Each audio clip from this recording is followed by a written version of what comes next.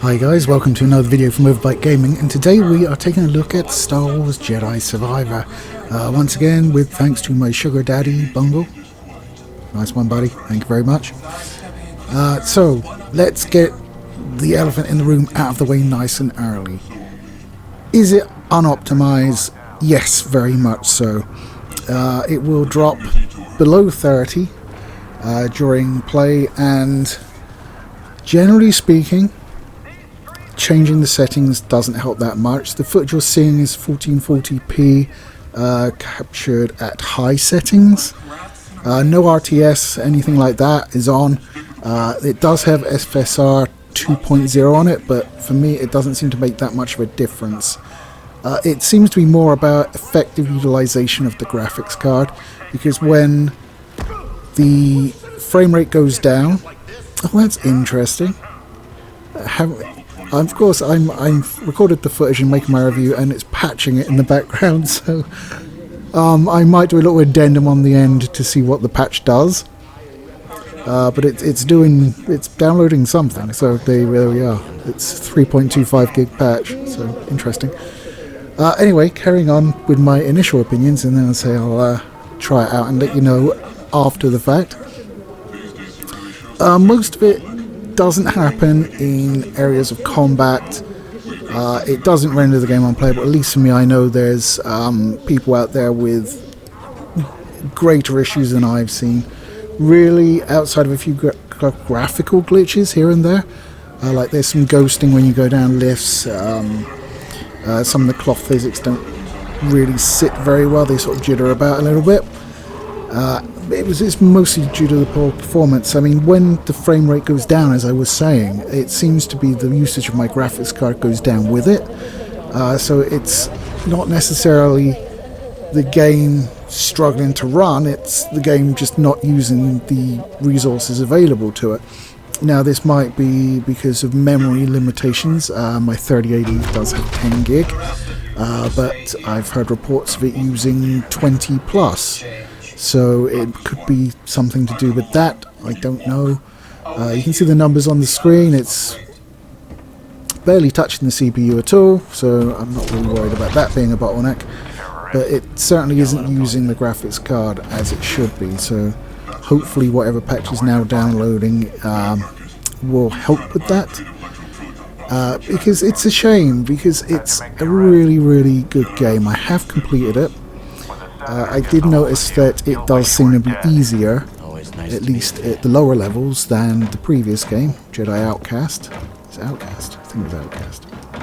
No, it's Fallen Order, wasn't it? Outcast is something completely different. Oh well, I'm a bit dumbass, whatever.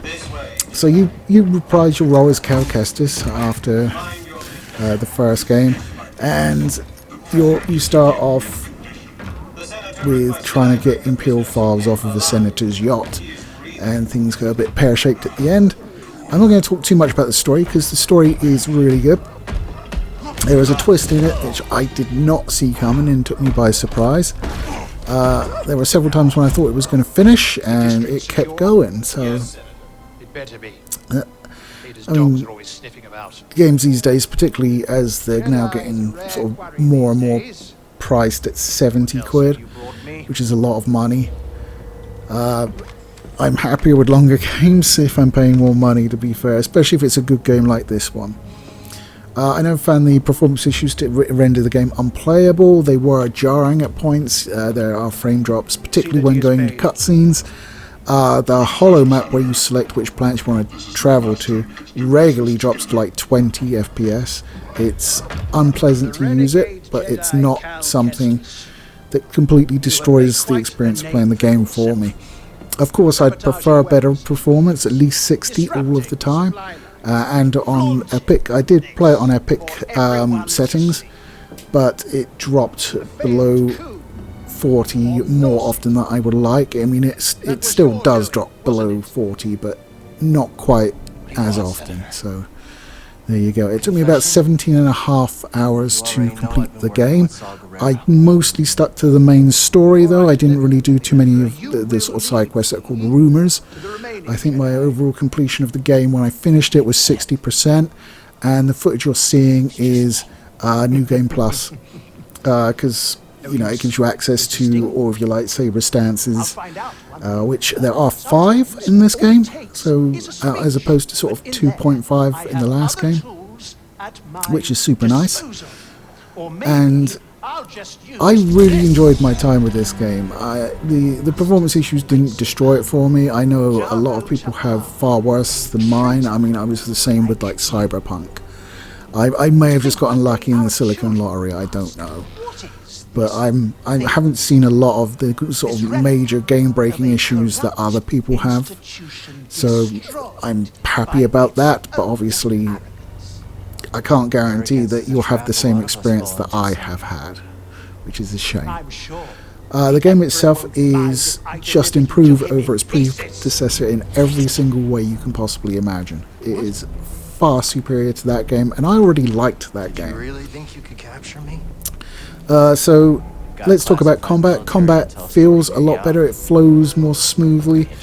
As I said, it does seem easier on the lower settings. I haven't tried the higher settings because if it drops to lower frame rates when I need to be absolutely pinpointing timing, that's not going to be fun for anybody.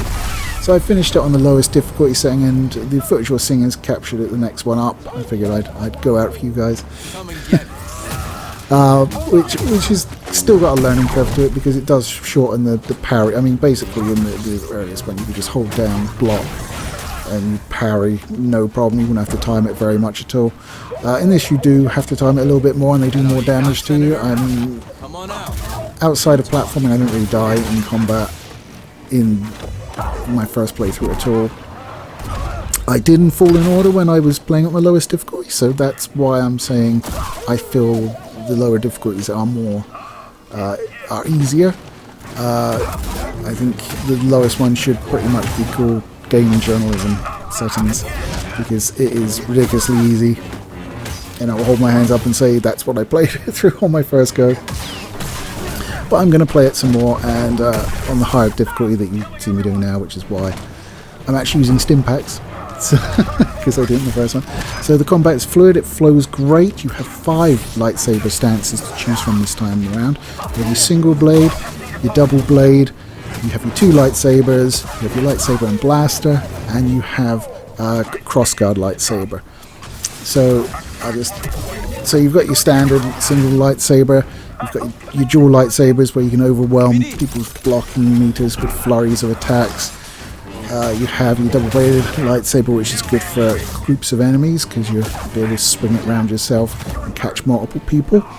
The lightsaber and blaster works actually surprisingly well, and was a form I used through most of my first playthrough. You have a limited amount of shots in the blaster, but you have skills where you can have additional ammo and you recharge it by attacking with the lightsaber. And the lightsaber is more of, it strikes me more as like a fencing style. So fast. I suppose that's maybe just because you're just using the one hand. So I really like that style, and it's helpful that you can pick off like some of the guys that are just shooting blasters at you, because when you're fighting like tougher melee guys and you're getting hit with blaster fire, it's not doing a whole bunch of damage, but it is knocking you off your rhythm and opening you up for melee attacks from the others, which is a pain in the arse. So it's nice that you can pick them off with the blaster. You can also integrate the blaster with your combos, and also you can hold down the button and shoot a charged up blast. It's not particularly powerful, it doesn't do a whole bunch of damage to tougher enemies, but for like just regular stormtroopers and battle droids, it's absolutely fine for picking those guys off. And then you have your crossguard lightsaber, which is basically, imagine Kylo Ren's lightsaber with the 2 sort of mini lightsabers coming out to form the hilt. And that's what it is. It effectively becomes like a Claymore or a Zweihander, in the fact that it's slow but powerful. I did use it quite a lot. It does have great power, but as I said, you need to be very careful when using it. So I'm not sure how well it would fare in higher difficulties where you need to be a little bit more quick. It would be a challenge to use, I believe, in those circumstances. But it is fun to use, and Kylo Ren's sort of hilt, if you like, the crossguard, is basically one of the best things Disney's introduced to Star Wars. it may be the only good thing they've introduced to Star Wars. I'd have to think on that. But because like my big thing with it was always like when I was watching like Star Wars and like the earlier ones when they're having lightsaber fights, I'm like, why don't you just run your blade down the lightsaber and cut the guy's fingers off? You know? There's probably like a law sort of appropriate reason they can't do that, like, oh, you can't run the lightsaber blades against each other, they're kind of like stuck or something like that. But that was what I always felt, so the crossguard kind of sorts that out for me, really. Excuse me. But yes, I had a fine time with it. The performance you're seeing is from the earliest level in the game. It's from the opening of it. The performance does sort of pick up during the second and third, so it doesn't dip quite as low. After you get to like the third planet, I don't think I ever saw 30 or in the 30s again, outside of the hollow table and the starts of cutscenes. So, you know, if you can stick it out, and to be fair, I am one of those people that wants 60 out of his games. You know, I didn't spend money on a 3080 so I could play at 30 frames per second. I know there are people out there that are like, oh, 30's fine, you know. And, you know, that's fine, but I believe in a game like this, you want as high a frame rate as possible, because you need to make those pinpoint parries, especially on hard difficulties where the window is just tiny for doing it and you really need to be on your shit. And having a game at 30 isn't just not going to let you be able to do that without a tremendous amount of luck. Well, in my case, it would be lucky. So, yeah, but I mean, I never found the game to be unplayable. There is a lot of platforming you will have to do, probably more than in the first one. And some of it is, I won't say difficult, but I did have a number of times when I was like, where the hell do I go? And I was just running around in circles. I was like, this bit, and it was just something I didn't notice, like there was a sort of a gap that I could squeeze through, or there was a grapple point that I didn't see. Something like that. So as long as you have your head on the swivel, it's not too bad. A lot of the puzzles are fairly okay. I don't think I got stuck on puzzles, but I never got stuck to the point where I quit the game and just played something else because it frustrated me. I always managed to get it through it in the end. So it's probably just about the right amount of puzzle challenge, at least for me. Well, obviously it's very subjective. If you're a big puzzle guy, it's probably like disappointingly simple for you, but for me it was just about the right amount of challenge. I love the story. I like Cal as a protagonist, and there is some indications he may be struggling with the dark side. It's never really fully explored in this game, but there's a few situations he needs to be sort of talked down, and that's really nice because I really like, whenever I play a Star Wars game, I really like being able to play as a light side or a dark side character, because, yeah, you know, as a person, I would prefer to be light side, but just for the amount of fun you can have, it's always nice to have the option to play as a baddie. I mean, like Knights of the Old Republic, I think it was 1 or 2, I think it was 2, where you just landed on a planet and someone gave you shit and you just told them to jump off a gantry, and he was like, okay. It just jumps off the gantry. It's stuff like that just tickles the trace of evil I have inside me. Oh, but I am thoroughly entertained by the game, let's put it that way. I was going to say pleased, but you know, I would be more pleased if the performance was better. I can see it's not actually updating very fast at all, so I imagine it is getting slammed for that update. I imagine a lot of people are downloading, especially in the UK where it's a bank holiday as I record this, so people are probably like, oh yes, let's get that. I mean, I've got a gigabit connection, and the amount of time I mentioned it started, it's up to 1.55 gig. So there you go. That's that's slow as shit. Thank you very much, everybody else that's trying to download it. But there are a lot of new faces that come back in the game. New faces, old faces, good grief. Why would new faces come back? There's new faces as well. I like the characters. They've sort of sorted out Seer's eyes, because like in the first one they were looking a little bit like they were falling out of her head, where she was so bug-eyed. The actress is a little bit like that, but not to the extent she was in the first game. They seem to have like sorted that out now in the second game, and they don't look like they're in danger of escaping her skull, which is nice. Customization is way better this time around as well. You can customize literally every single piece of your lightsaber, and as you get access to the new styles, you get more pieces until there's about 7 or 8 that comprise the entire lightsaber, like the tips and the handles and the bit that does the cross guard and the other handle for the second lightsaber. You know the drill. And you can change all these up. You can find patterns that change them, the actual structure of it, and you can also find colors and patterns that you can apply to it. So I mean, you've got like Beskar, and I really like using Beskar because it has like a Damascus pattern to it and it looks quite nice. I like it. You can also set the sort of wear condition of it, so you can set it from pristine to ancient. You can do the same with BD1. And Cal himself, you have a variety of hairstyles, beards that you can put on him. You have a jacket, slot, a shirt, slot, pants. I've yet to really find what I like, so that's why you see him. I've got him like in pants that I kind of like because they've got like armoured parts, but like the top I've just kept him in a tank top because I don't really like it. It's like the one I kind of liked has a cloak, and I don't like the cloak because the lightsaber clips through it. So, I mean, I do like the fact that there's a lot of stuff you can just pick up, but there are unlockables that you have to buy from shops using either data discs or I can't remember what it's called. It's like Priorite, I think it's called, something like that.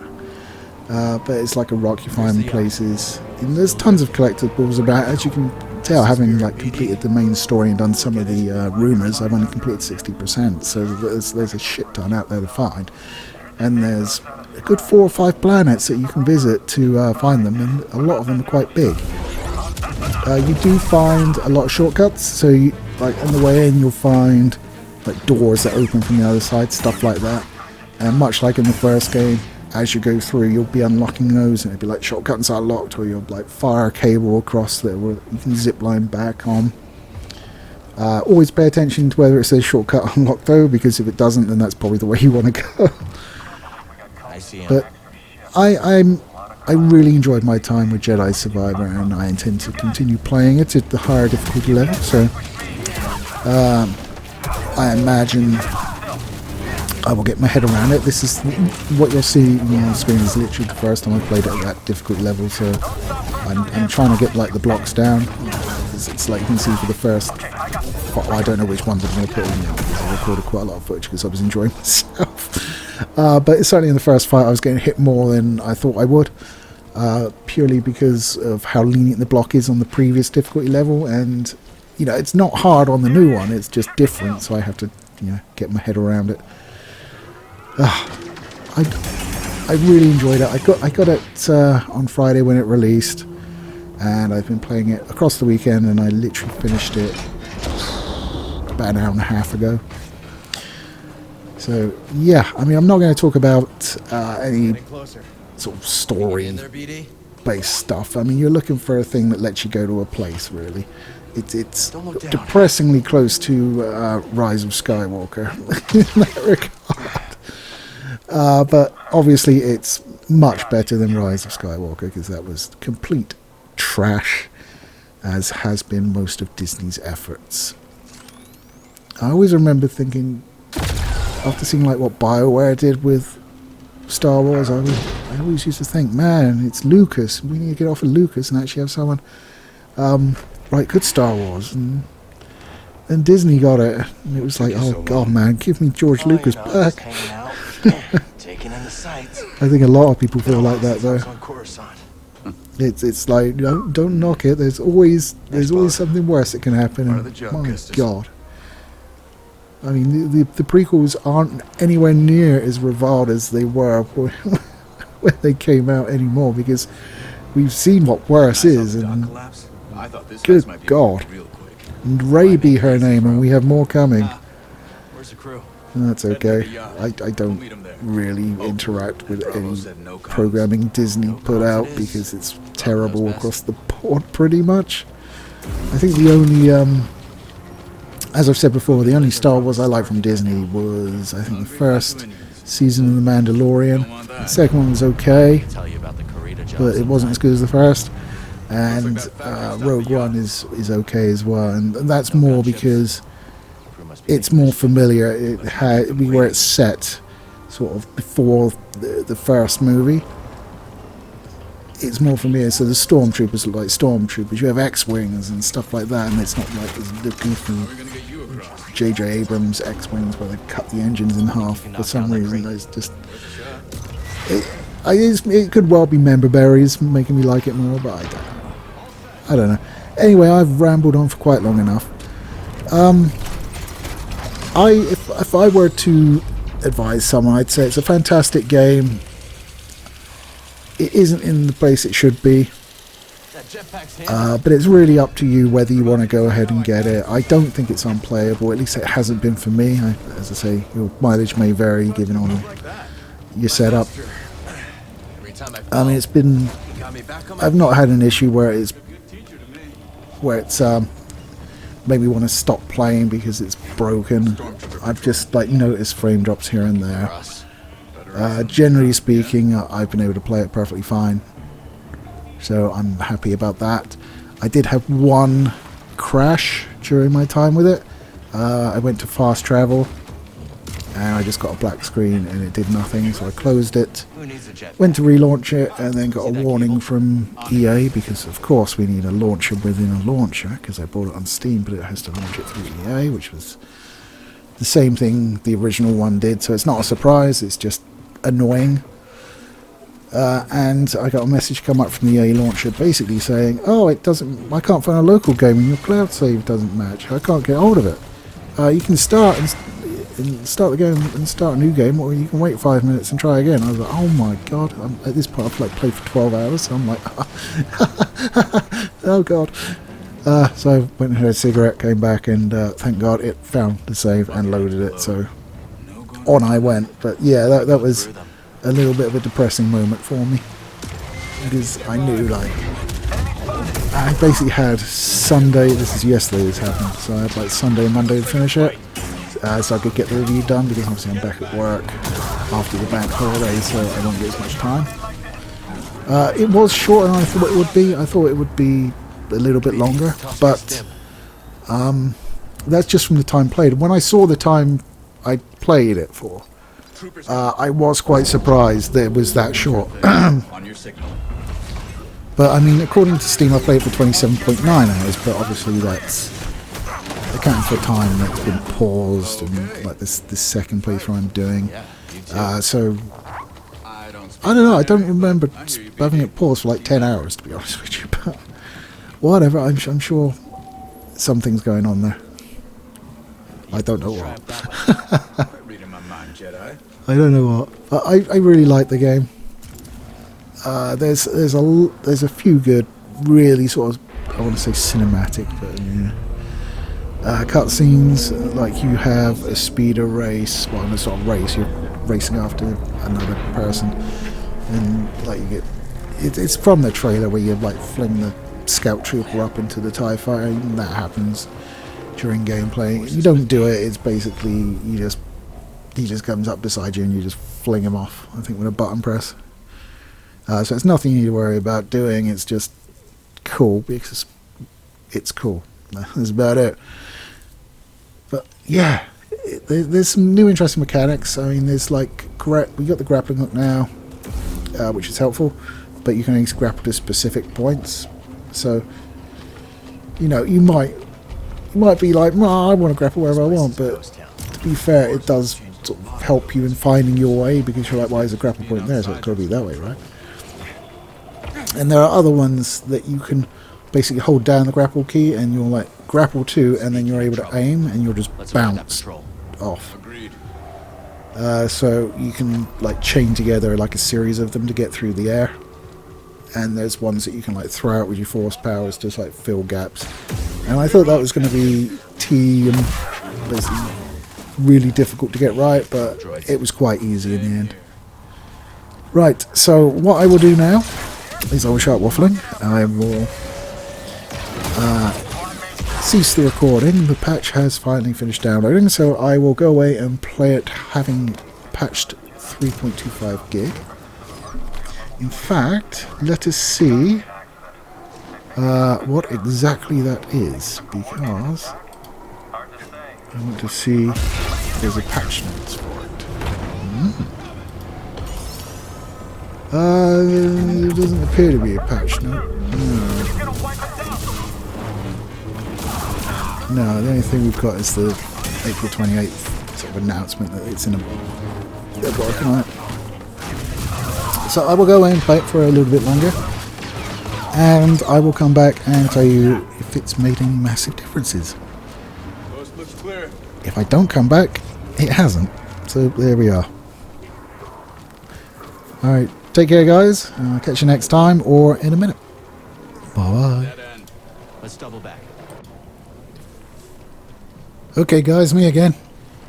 Just coming back after installing the patch, which took about an hour and a half after it had been downloaded to work its way through and update about 140 gig of files on a SATA SSD. But yes, it appears to have significantly improved it. I've captured more footage now. You can see we're staying a lot closer or in excess of 60. There are a few moments where it drops below, but do bear in mind I have also increased the graphics settings to epic.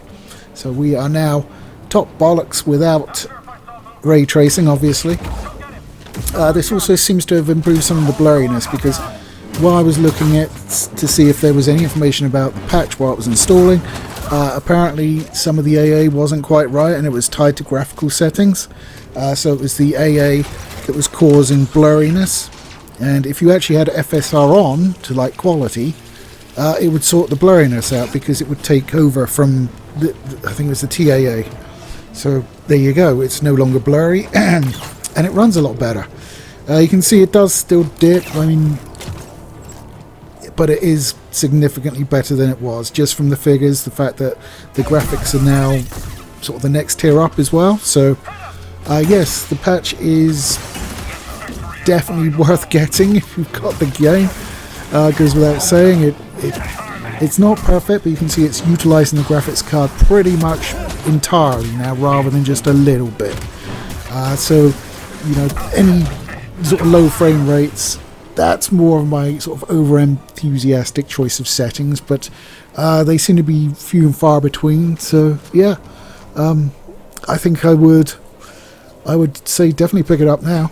If you want to spend £70 on a game and it's a Star Wars game and you like Star Wars and you like the first one especially, this patch seems to have improved it pretty much, addressing like the performance issues that we had. I don't know whether it's addressed any of the other bugs because there's no patch notes, but certainly the performance is more like I would expect it to be. I've only played like 10 minutes of the patch version though, so you know, I'll hold my hands up and be like, it could go to shit later on, but for the 10 minutes that I played, it was significant improvement. So well done. Who are you? I can't remember, damn it. Stupid person face. Well done Respawn, that was the name I was forgetting terribly. Well done Respawn. Maybe you could have done that before you launched it, because, you know, I'm sure you would have seen the performance on testing. But, I'll manage. you know, we have it now, and it's definitely an improvement. Whether or not you're willing to forgive Respawn is a completely different matter, but just demonstrably an improvement over what it was prior to the application of the patch. At least in the section that I played. So, there you go. There's your update. I'll catch you next time. Take it easy, guys.